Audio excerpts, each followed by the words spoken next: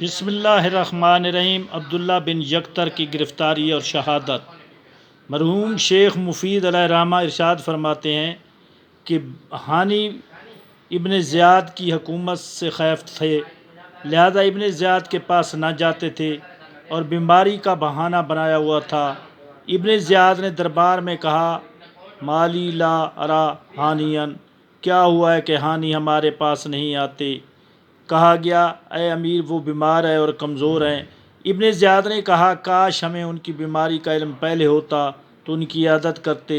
جب عمرو بن حجاج زبیدی ہانی کے سسر نے کہا وہ بیمار ہیں، تو ابن زیاد نے کہا، مجھے ان کی صحت و سلامتی کی اطلاع ہے، وہ اپنے گھر پر صفہ میں بیٹھے ہیں اور لوگ ان کے پاس آمد و رفت رکھتے ہیں۔ تم محمد بن اشعث اور یحییٰ میری طرف سے ان کی عیادت پر جاؤ تاکہ اشراف کوفہ کی عظمت کا حق ادا ہو۔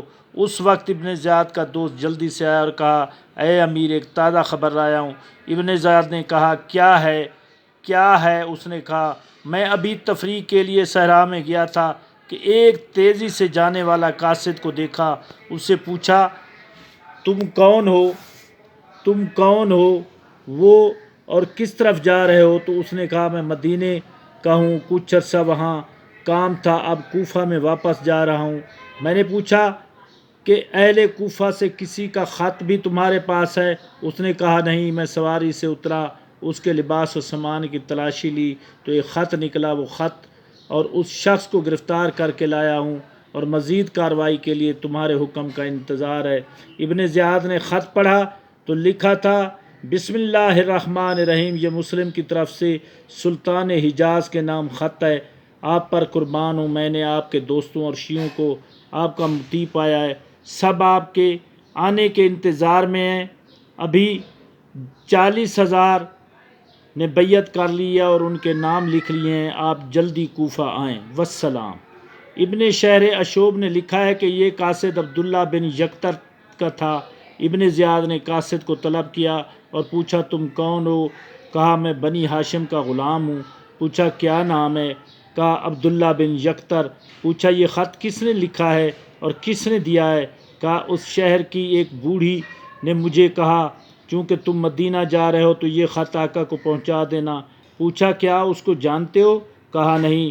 ابن زیاد نے کہا، دو کاموں میں سے ایک کرو کہ یا یہ خط لکھنے والے کی نشاندہی کرو تاکہ میری گرفت سے نجات پاؤ اور قتل ہونے سے بچ جاؤ، ورنہ قتل ہونے کے لیے تیار ہو جاؤ۔ عبداللہ بن یکتر نے کہا، خدا کی قسم، نہ میں اس بوڑھی سے کم ہوں جس نے مجھے خط دیا ہے، مجھے قتل ہو جانا منظور ہے۔ ابن زیاد نے غضبناک لہجے سے کہا، جلاد کو جلدی لاؤ اور اس مظلوم غریب کے قتل کا حکم دے دیا۔ جلاد آیا اور داڑھی سے پکڑ کر اسے ایک ٹکڑے پر بٹھایا۔ اس مظلوم نے حسرت بھری نگاہوں سے مکہ کی طرف دیکھا اور کہا کہ مجھے پتہ ہوتا کہ دوبارہ آپ کی زیارت سے محروم ہو جاؤں گا تو کوفے آنے سے پہلے سیر ہو کر آپ کی زیارت کرتا۔